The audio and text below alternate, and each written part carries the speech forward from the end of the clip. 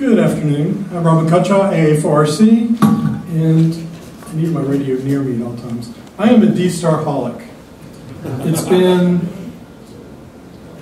3 seconds since I last keyed up on D-Star, and my job is to make you all D-Star-holics as well.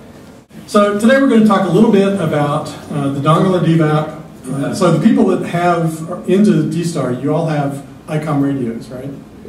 How many have DV dongles or DVAPs? Okay, I'll be able to skip through a few slides here. But there will be a test. Some of y'all have seen this before, but this comes along with every talk. This is D-Star, and I'm sure you can read every one of those ones and zeros. The key takeaway here is there's red, there's green, and there's blue. The red is the header. In D-Star, when you key up on the radio, you're sending your identification, the repeater you're talking to's identification, the person you want to talk to next, where you want to route the packets to. All of that goes into the header that's programmed into your radio. That's the red portion. The green portion is the voice. And as Jim mentioned, the voice goes from really wide baseband analog audio to really small, every 20 milliseconds, 9 bytes of data. And that's the blue portion, and that's a part of the D-Star protocol. And then, that was the green portion. The blue portion is 3 bytes, or 27 bits. Let's see, 3 times 9 is 27, that's right. That's the data portion. And with D-Star, there's no such thing as data or voice that's not together. It's voice and data, voice and data. So every 20 milliseconds, you're sending out a 20 millisecond sample of the voice packet and 3 bytes of data. And that 3 bytes of data can include a duplicate of that header, should it have been munged during transmission. It includes GPS information. So if you have a radio like the ID31, it has built-in GPS, and it can transmit your location every time you key up. It also includes messages. You can send user messages to people. Any type of data, you know, plug in a serial port from your PC and start typing, that goes over in the 3 bytes of data every 20 milliseconds. Here's a little bit easier to read. Can you actually read that in the back? Yes, so that's the green and blue. And you can see in the data portion it has 3 bytes. Well, the first byte of that says how many bytes follow, and then the next 2 bytes are the actual data payload.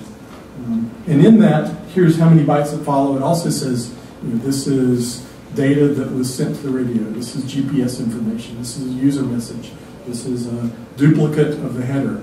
So there's an ID for the data and a link for the data. Okay, we'll go back. You ready for the test? Yep. Is there any similarity? How many bits total are in here? False. Right. Is there any similarity in packets with those zeros and ones? The question is there any similarity to packet? Not really. Packet is a different protocol. While they're all digital, it's just a different protocol that rides over the modulation technique. And in D-Star's case, I think Jim mentioned it, it's GMSK, Gaussian minimum shift keying, which is similar to what your cell phone uses if you're using a GMSK cell phone or a GSM cell phone. So the answer was, at least the red portion, that's 660 bits.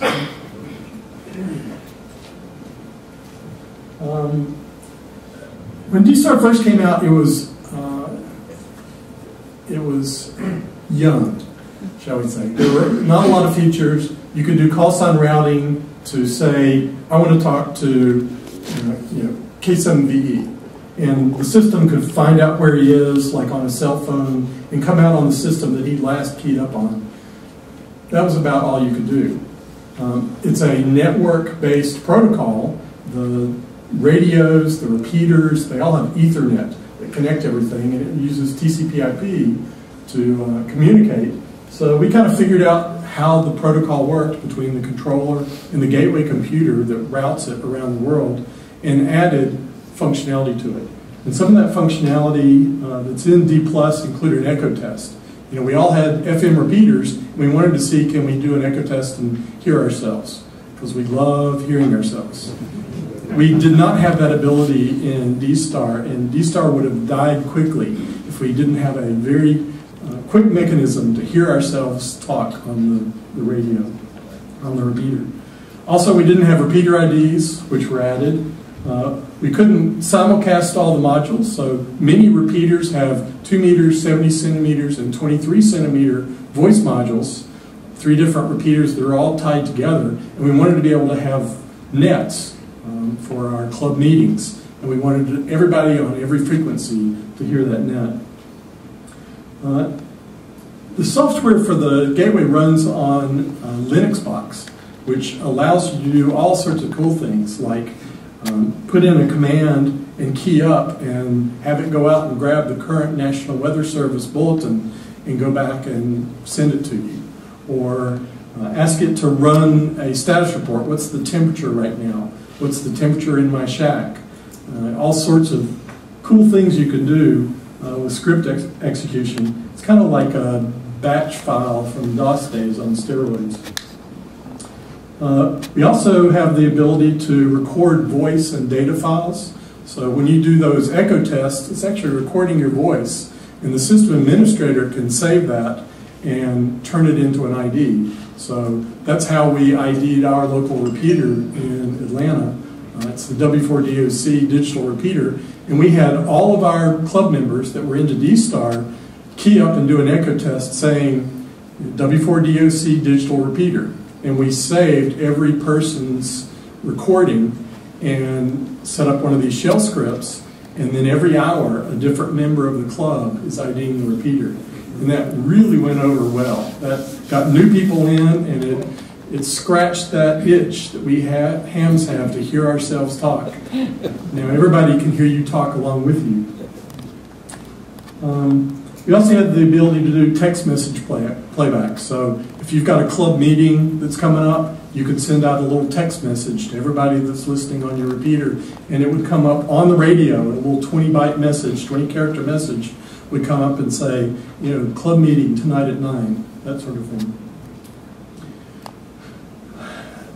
In those days, you could still only talk to the people locally and one other person, one other repeater, and we wanted to have nets of multiple repeaters, just like on Echolink or IRLP. So we added the ability to create reflectors and link repeaters not only to themselves, but to the reflectors, which is just a big conference bridge. So, you know, Dayton time we had 150 repeaters from around the world and 150 users on other devices like dongles, DVAPs, and hotspots. And they all came in, so we had 300 people all connected to the reflector for Dayton. And they wanted to hear, you know, what's new, what's going on. As you can imagine, when you get 300 systems connected together, there can be a little bit of a pileup. It's just like trying to run on field day through one of the FM satellites. It's first in, that person gets out, and the other people get blocked. But it kind of settled down, and Dayton was actually a lot of fun to listen to the activity, because a lot of people can't make it to Dayton. And now they can talk to people that were there and say, oh, in this booth you can go over and see the new DV dongle, of course. And speaking of DV dongles, we then wanted to be able to tie in our PCs on our desks and get into D-Star. Now the D-Star protocol, as Jim mentioned, is completely open. There's a specification. You can go and look at the bytes and the bits, those 660 bits, how they're encoded, the FEC, you know, all of that is open. The only part of D-Star that's proprietary is the DVSI chip, the AMBA 2000 chip. And that chip is probably the leader in the world for different radios. If you're using APCO 25, Moto Turbo, NextIn, Inmarsat, military, you know, public safety, all of those people use the technology that DVSI creates. So we needed an ability to do that same thing with D-Star, and this chip on the right is the AMBA codec. It's simply a TI DSP that DVSI has burned in their firmware that does the AMBA protocol. And then the middle chip is a microprocessor, and the one on the left is a FTDI chip that interfaces to your USB bus. So now you take the DV dongle and a USB cable and you plug it into your computer, and you can encode and decode the voice from D-Star. And since the rest of the protocol is open, now we know how to route packets and how to connect into reflectors and repeaters. Okay, so with the DV dongle, you were using your headset on your PC and you were kind of tied to your headset. We then wanted to be able to walk away from the PC and be able to get on the same D-Star network. And that is the DV access point dongle, which is basically a 2-meter transceiver with a GMSK modem built in. There's a really cool analog devices chip that does all of that. And so we have the same sort of thing with the DV access point dongle. 2-meter transceiver, 10 milliwatts, so you're not going to get all the way across town, but it's made for you to get up from your computer and walk around the house, the yard, the neighborhood, and still be able to get in. In fact, one of the users might be here in the back. He has his DV access point dongle in his room right now, and it's irradiating all of us from there, and he's connected into one of the reflectors, and from his HT here, he's going through his room upstairs, out through the internet, connecting to the D-Star network. And it does run on all the major platforms, Windows, Mac OS, Linux. Any plans of putting it on the Raspberry? Hold that thought. Question was about Raspberry. Hold that thought, yep. Can you put an antenna on that? External? You can. This just has a SMA connector. You know, it's like any other radio. You put it on an external antenna, it takes a static hit. You know, a small device like this is a little more susceptible to static hits, lightning hits nearby. So you want to make sure that you plug it in and use it, and then unplug it so if the storm comes, you don't destroy the device. And people are getting, you know, 1 to 2 miles based on their own terrain when they plug that 10 milliwatts in. Yep. Does the DVAP software support Linux, or is it Windows only? The question is about, does it support Linux? Yes. All of the DV dongle and the DVAP support Mac OS, Linux, and Windows. And what you really came here for, because most of you are D-Star people, are updates. There have been a lot of updates to the DV tool software, which runs on the DV dongle, and DVAP tool, which runs on the DV access point dongle. Probably too many to really go through, but auto reconnection was one of the biggies. You really don't realize how bad your home internet connection is until you try to do UDP over it. The TCP protocol that you use when you're web browsing, it has, you know, auto retransmit, and it knows when it drops packets, and it's doing all this negotiation for the window size. You don't get any of that with UDP, and that's typically what voice over IP protocols use. And we're a little more susceptible to droppage because not only are we dropping the 20 milliseconds of voice, which we can live with, but we're also dropping the data. So we have to make sure in the software that we handle all of those conditions so D-Star is fully supported. And one of the things we found is that there's a lot of packet loss on the internet. If you go to pingtest.net, you can take a look at just how bad your internet connection is. And I've got both DSL and cable, and at different times of the day, they both have different amounts of packet loss. And I guess when people get home and start doing whatever it is they do in the privacy of their own home at night, you really start seeing a lot of packet loss. So we added the ability, that was a long story to say, we added auto reconnection. So when you connect into a repeater or a reflector, now if the connection drops because you had so many packets lost, it'll automatically try to reconnect. And added all sorts of other things. Bonjour we'll talk about in a minute with some of the new exciting things coming up. DVAP tools, same sort of things. So these are for the dongle, this is for the DVAP. Added things on the back end side, the reflector software and the D+ software. There was a rescan, we're constantly growing in size, and the size of the database is getting so large that it was taking too much time to scan through to do searches, and so we had to optimize that so you didn't drop when you did that once an hour rescan. I'm not familiar with G1, G2. Oh, sorry about that. ICOM came out with their first generation of gateway software, and then they came out with their second generation. So we call that the G2 software, which is what almost all of the gateways in the world are running right now. Robin, yep. Are the features you're mentioning in these last 3 slides ones that are existing today, or are these new things that you're mentioning right now? The majority are today. A couple of them, like GPS socket for DPRS, that I'm working on right now, but all of the other features are there. Question is, are these here today or gone tomorrow? They're here today. We also have the ability to link multiple modules locally, so that if you have a net for your club, you don't have to do special call sign routing to make sure it comes out on all of the modules.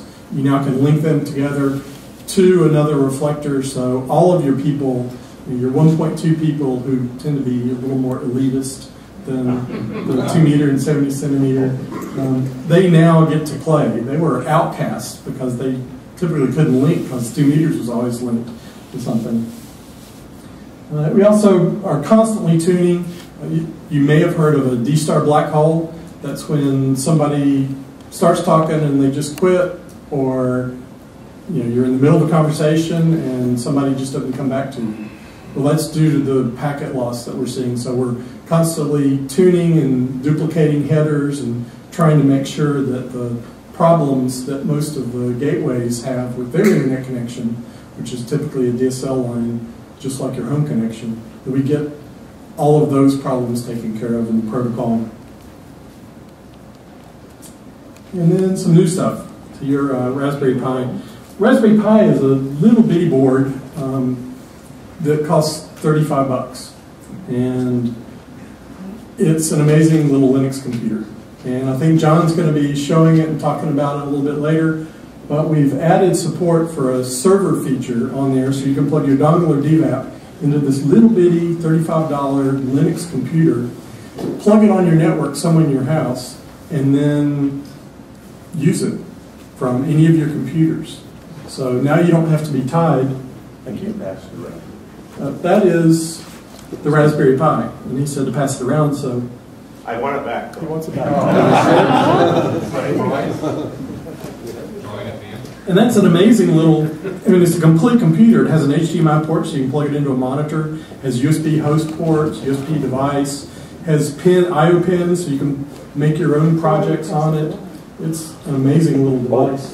The board that we've been more focused on is the BeagleBone, which is the one on the left. It's a little bit bigger, has a different processor, but it has a lot more I/O.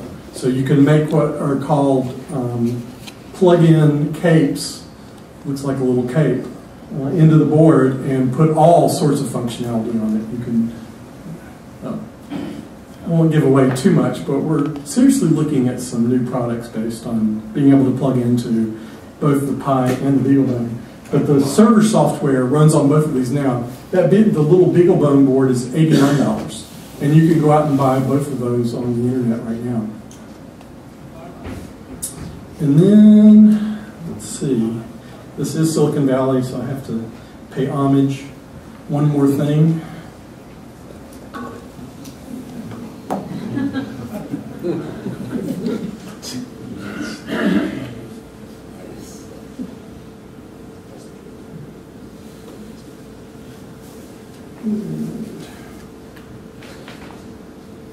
So I pulled my dongle. This doesn't sound right, does it?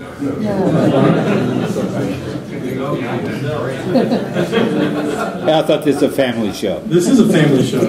How do you think families are made? This is the Galaxy Nexus 7. Cheap, $200 handheld Android tablet. And that's the DV dongle using an on-the-go cable. And as you can see, it's powered it up, and the new Android operating system version knows how to support the devices, and it's just a matter of writing the software. So right now, my number one project, after something else you're going to see in a minute, is getting Android support for the DV dongle and DV access point dongle. So now you just carry this with you, and you don't need a computer anymore. And so this is a non-ICOM D-Star handheld. It is. And it has a very nice display. How's the battery life? The battery life on this is excellent. Even running the DV dongle, the dongle runs in the 70 to 80 milliwatt power. And this thing powers it just fine for an extended period. That's running what, the ice cream sandwich? This one is running Jelly Bean. Jelly Bean. Jelly Bean, which is 4.1. Ice cream sandwich is also supported, so if you're running 4.0, it'll work on that. You can support iPad? Oh, my horses, huh? Okay, you see this thing, it's still blinking. Well, it's blinking because it's plugged into my Android phone. And the Android phone also running either Ice Cream Sandwich, Android 4, or Jelly Bean 4.1 has that USB host support in it. So then it's a matter of just taking the software that was made for the tablet, putting it on your Android device, and this will not last long. So, this is your emergency communications pack, whereas the tablet is your fun pack. Now,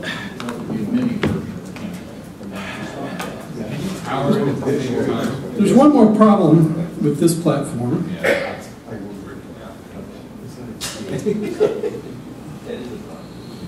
You see, just don't go like that. Apple wants, I love Apple. I have lots of products, I have iPhone, Android, and they want money every time you touch one of their devices. So for my dongle to touch their thing, they want money. So we're thinking about other ways to do that. And one of the other ways to do that actually is to plug into your Android device, and then the server software makes it available to your iPad. So now you've got a tablet feeding your tablet, or your phone feeding your phone. Or you plug into a Raspberry Pi or a BeagleBone. It's on your network, and now you pick up your iPad or iPhone, and you can do D-Star things. Yep. Could you use Apple's camera connector that goes to USB, not enough power? Yeah, I was really hoping. The question is, can you use Apple's camera connector? And they came out with a really cool USB host connector to plug your camera into, and I plugged it in and nothing happened. And then I found out that there are no drivers there. And you can only put driver software on there if your lawyers get with Apple's lawyers and you merge your dongle in their thing, and then they'll let you do it. So right now, there's not a real easy way to do that. But we're looking, I would have liked to come out with the iPad version first, but it was so much easier because Android is much more open. What about Bluetooth data instead of USB? The question is, what about Bluetooth? We looked at Bluetooth first. Apple took the open Bluetooth standard and made it proprietary. So you now have to pay Apple some number of dollars and put their Bluetooth authentication chip on if you want to do data. You can do voice and speakers and stuff like that all day long, but as soon as you want to use the data protocol, they want a little slice of the action. So that didn't really work either. So, excuse me, on the Androids, that's a great disappointment on the Apple stuff. But on the Android stuff, is that cable available now? Is the software available? The little cable, which is just this on-the-go cable, and we're looking at making a cable so you don't need two cables. That's less than $2 on Amazon or eBay. It's just it's called an Android on-the-go cable. And it has one pin that's soldered to ground that says, hey, I'm a host, not a device. So you could actually make your own if you really wanted to. There are instructional videos out there. And is the software available? Not yet. I'm working on the software right after the second new thing we're going to talk about here. Robin, my third son is an iPhone application developer, and I can assure you that even if you sign the agreement with Apple, their Bluetooth is not something you want to carry data. Right. So the issue that he brought up was that their Bluetooth, even if you paid them to be your friend, it limits the bandwidth of the data. So we still couldn't do the full protocol we need. You need 230 kilobits per second from this into whatever the host device is. And their Bluetooth authentication chip slows things down so much because they're really scared about battery. They really don't want you to take up their battery. And so we'd actually have to make changes to the device because 70 milliwatts is more than they want you to use. So we'd have to get rid of the LEDs, which actually take more power than what you'd think, and put the chips into sleep mode and do all sorts of tricks to use as little power as possible for them to accept it. Okay, two more things. Just this past week, we shipped the 70 centimeter DVAP, and that was because this new radio, the ID31A, came out, and it's 70 centimeters only. And the DVAP was 2 meters only, but people wanted to be able to walk away and use this really cool new radio, because this has things like, as I mentioned, the built-in GPS. It has a database of repeaters and reflectors around the world, and SD cards, so you can program it just by plugging the SD card into your PC and say, give me all of North America, and it puts it in there, and then everything is on your radio. It knows where you are. It's Big Brother. It really is. Because you can say, well, program the radios that are near me now, and it'll pick the closest repeater, and you key up and start talking on it. You didn't need to know what that repeater was. So this radio has amazing, cool features. Of course, just at the time that we come out with a 70 centimeter DVAP to support this, they announced the 51, which has 2 meters and 70 centimeters. But there's still quite a number of people that have these. And a lot of people are more comfortable using simplex and the 70 centimeter band because they can hide there easier. So, yep. Maybe I misunderstood, but so when are you coming out with a Wi-Fi version of your devices? Yeah, that's not soon.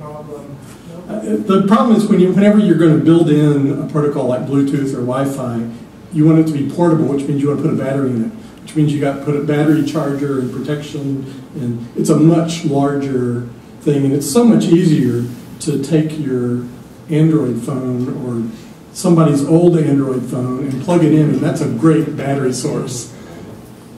Yeah. Robin, is it true that you had some challenges in the design of the 70 centimeter DVAP? That's a good question. The question is, did we have challenges with 70 centimeter, and massive challenges?